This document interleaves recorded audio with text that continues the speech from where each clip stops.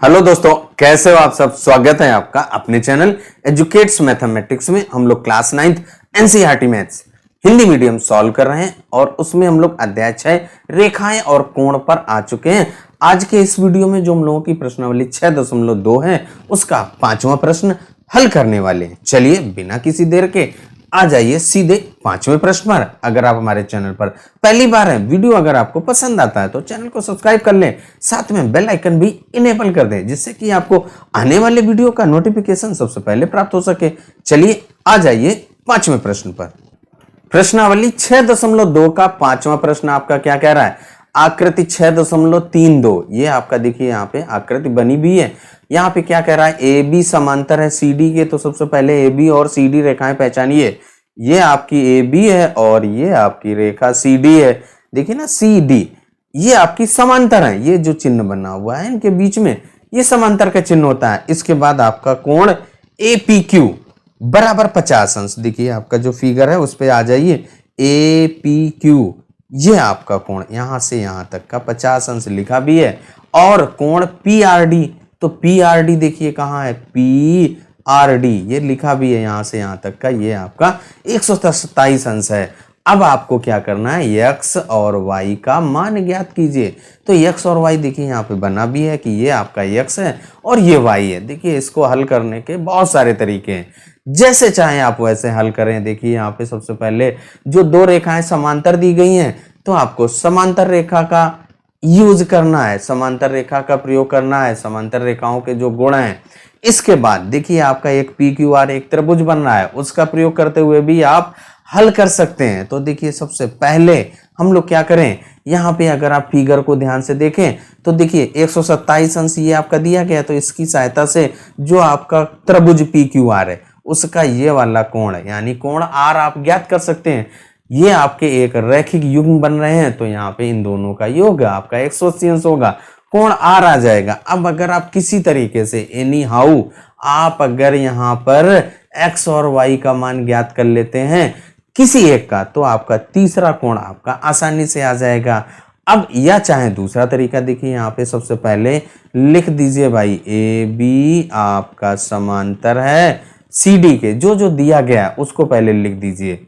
इसके बाद आपका कोण ए पी क्यू बराबर 50 अंश है और कोण पी आर डी बराबर आपका 127 अंश है।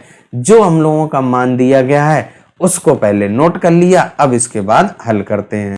ए बी और सी डी जब आपकी समांतर हैं तो यहाँ पे लिख दीजिए ए बी समांतर है सी डी के। जब ए बी और सी डी दो समांतर रेखाएं हैं, अब यहाँ पे पी क्यू ए बी समांतर सी डी के है और कामा पी क्यू एक आपकी तिर्यक रेखा है।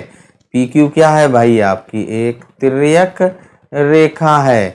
जब आपकी तिर्यक रेखा है तो जो कोण ए पी क्यू दिया गया है ना, तो कोण ए पी क्यू यहाँ पे लिखिए। देखिए कोण ए पी क्यू बराबर होगा कोण पी क्यू आर के। यहाँ पे लिख दीजिए कोण पी क्यू आर। और ये क्यों बराबर होगा, ध्यान से देखिए।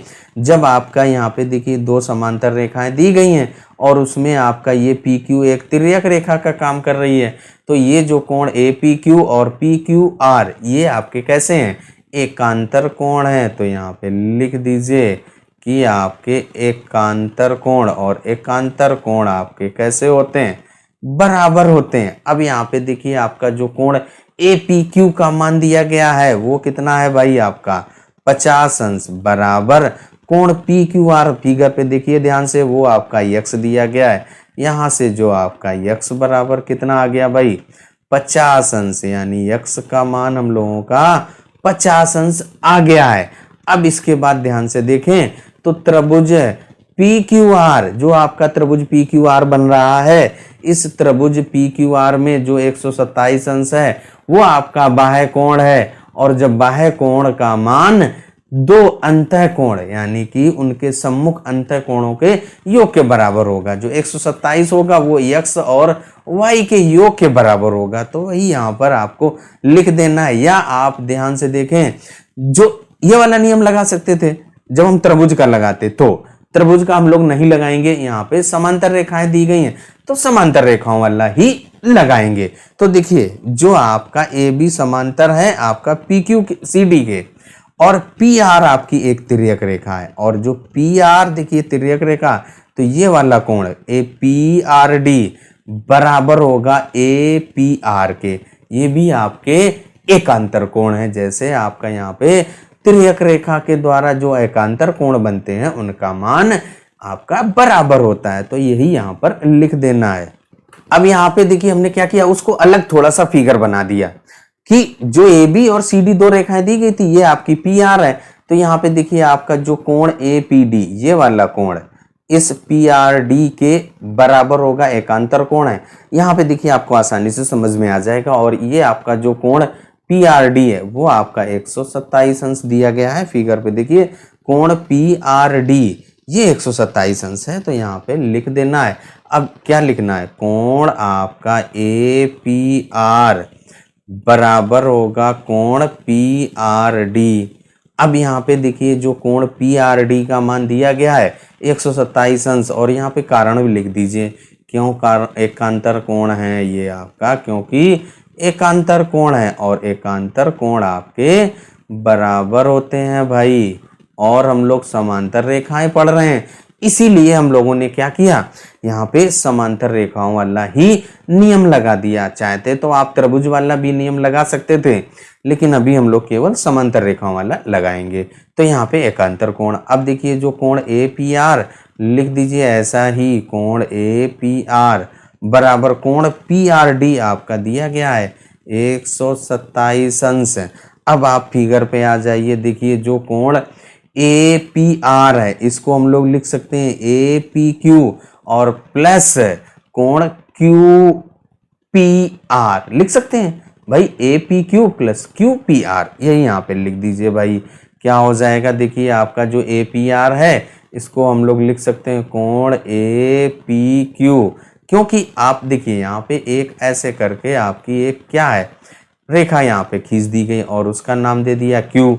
तो ये आपका ए पी क्यू ये आपका 50 अंश है और ये आपका वाई है, तो यहाँ पे A P Q plus Q P R के बराबर होगा, प्लस कोण क्यू पी आर और बराबर आपका 127 अंश। अब यहाँ पे देखिए आपका जो कोण ए पी क्यू है इसका मान दिया गया है 50 अंश, और क्यू पी आर है वो आपका वाई है, बराबर आपका 127 अंश। अब इसके बाद आप क्या कीजिए, इनको घटा दीजिए, y का मान आ जाएगा y बराबर 127 अंश माइनस 50 अंश, घटाएंगे तो कितना आ जाएगा, y बराबर आपका 77 अंश। भाई 7 5 12 होता है, और ये आपका y का मान आ गया, और x का मान आप पहले से ज्ञात कर चुके थे, x का मान 50 अंश आया, y का मान 77 अंश। तो यहाँ पे लिख देना है x बराबर आपका 50 अंश है, यहाँ पे x का मान आपने 50 अंश ज्ञात कर लिया था भाई, तो वही लिख देना है भाई आपको कि x बराबर आपका 50 अंश और y बराबर 77 अंश, और यही हमको ज्ञात करना था कि x और y का मान कितना होगा। तो देखिए जो हम लोगों ने समांतर रेखाओं वाले गुण पढ़े थे, उन्हीं रेखाओं के समांतर रेखाओं के गुणों का प्रयोग करते हुए ही हमने दोनों मान ज्ञात कर लिए। वीडियो आपको कैसा लगा कमेंट करके जरूर बताइएगा। चलिए तब तक अपना ख्याल रखें, स्वस्थ रहें, मस्त रहें। मिलते हैं अगले वीडियो में अगले प्रश्न के साथ।